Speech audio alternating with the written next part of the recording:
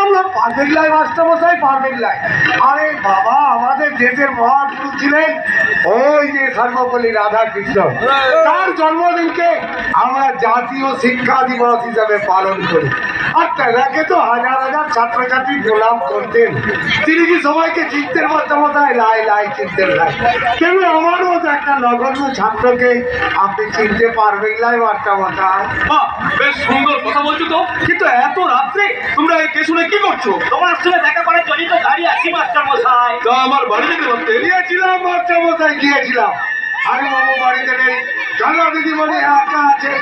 আর ওনার মুখেই শুনলাম আপনি এই গোটা হরিপুরের মঙ্গলের জন্য রাজ্যপালের সঙ্গে দেখা করতে গেছেন। তা মাস্টারমশাই, রাজ্যপাল কি বললেন বটে?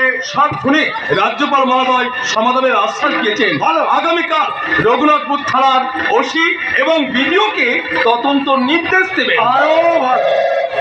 দাদা দাদা দাদা ফোন। ফোনটা বুঝি বাড়ি থেকে এসেছে? নয় মাস্টারমশাই, বাড়ি থেকে নয়, ফোনটা এসেছে ওই সালা যমরাজের সেক্রেটারি চিত্রগুপ্তর কাছ থেকে।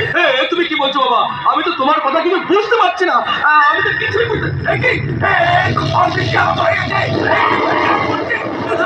আমি তো কি করে বাড়ি যাবো? আমি ভেবে পাচ্ছি না।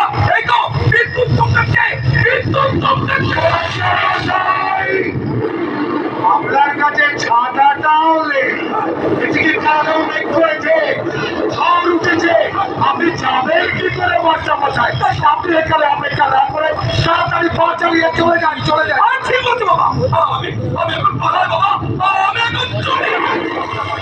ওইদিকে লয়, ওদিকে রাস্তাঘাট খুব খারাপ, খারাপ করবে ভরা, তার উপর আবার চাপ আছে, চাপ। আপনি বরং এদিকেই যান।